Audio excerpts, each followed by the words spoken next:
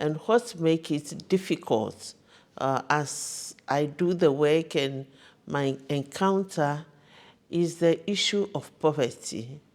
Parents and guardians feel that they do not have enough funds to actually take care of their wards. And also they do not have enough funds to pay for labor in the cocoa farms. So they tend to use their own children to do the work. So at times it's difficult for you to convince them that no, the child is not made to be in the farm. The child is made to have a healthy life. The child is made to have a very good developmental life. So if you keep the child in the farm, it becomes so difficult for the child to kind of develop himself or herself. So it makes it a bit difficult to be able to convince parents and guardians who have these children with them to understand the negative effects of child labor. And the children themselves, some of them think that is the only way that they can support themselves in school or they can support their family. So these are some of the things that make it difficult. And what I also realized per my experience is that guardian and parents lack education. We have very beautiful laws in Ghana.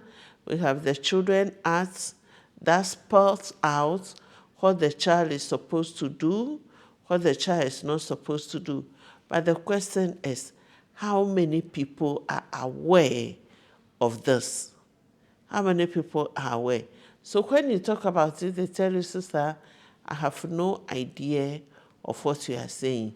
So education, lack of education also make it difficult for us to address the issues of child labor.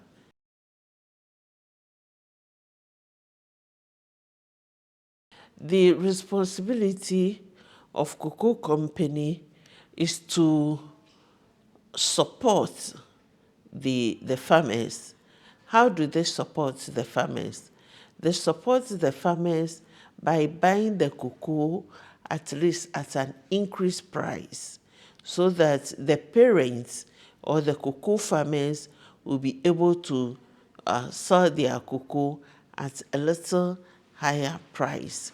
But if they leave it at the lowest price, it becomes difficult. And also because it's a chain, a kind of a chain, someone buys the cocoa, someone gets it done before it comes to the final consumer, the company. This whole chain must work together to follow a kind of international legislation that will be able to spell out clearly what the companies are supposed to be doing, so that by so doing, they address the issues that we are talking of. So if we have a very good supply chain, it will kind of address this issue. And then I also know that some of the organizations who are into, let's say, chocolate production and the rest have a kind of an association where they make sure that they buy the cocoa at a very good price, not cheaper cocoa and not any other cocoa at all. And I believe that by so doing, they also support. The other organization, what other organization do, or companies who are into chocolate production, is to take what we call corporate social responsibility. Corporate social responsibility, where they give back to society what they have taken. There is something we call the polluter pays all principle. So this one is the consumer pays all principle, or the supplier pays all principle. That's if I am the company who is buying the cocoa in the international world, I should be able to contribute back to society. I should be able to give back to society by so doing, enhancing or supporting the farmer who through his efforts we get the cocoa to come out with the chocolate. So that is also a very nice way that can be done. Let me chip in this.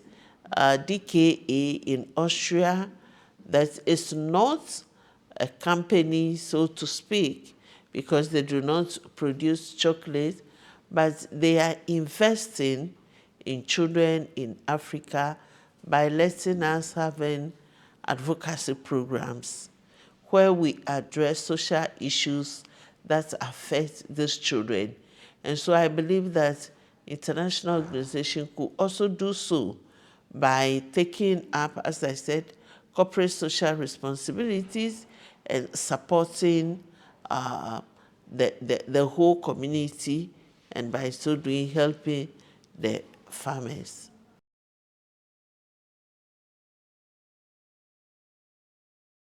What they will want you to know is they are calling for good legislation that will make their efforts not to be wasted, that will make the buying of the cocoa higher from their parents. Because I interact with a lot of them who tells me that, sister, we wish to be in school, we wish to live a good life, but our parents do not have the means to support us because the cocoa is bought at a cheaper price. So if our parents' cocoa is at a higher price and our parents can pay for labor, then we will not be in the farms working.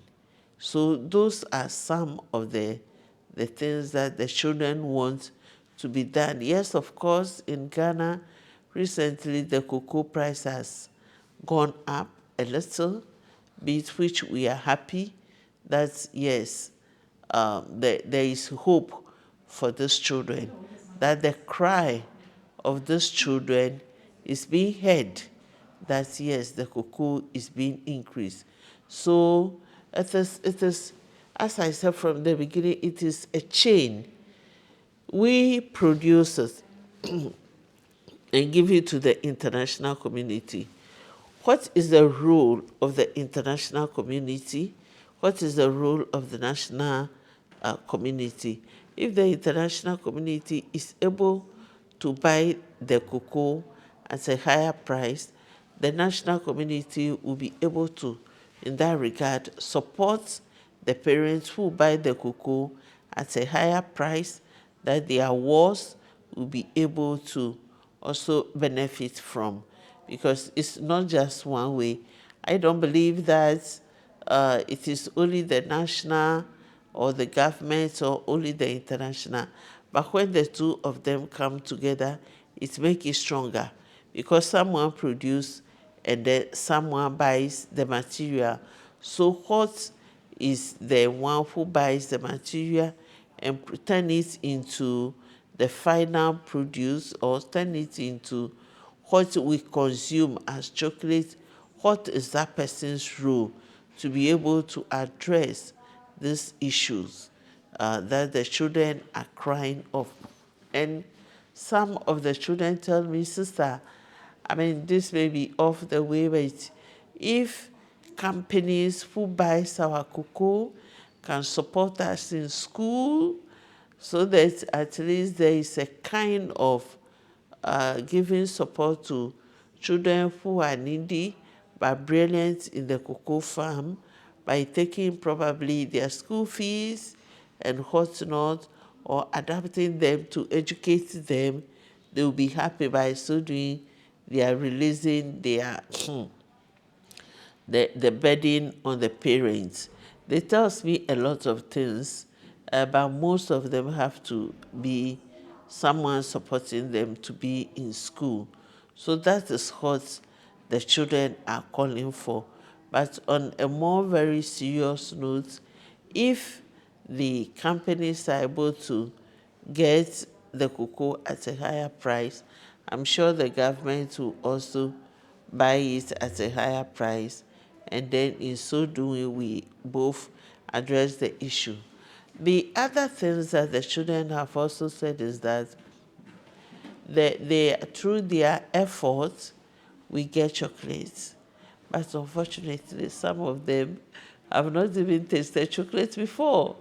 So there are times when I'm going to them, I buy chocolate and I send to them so that they enjoy the fruits of their labor.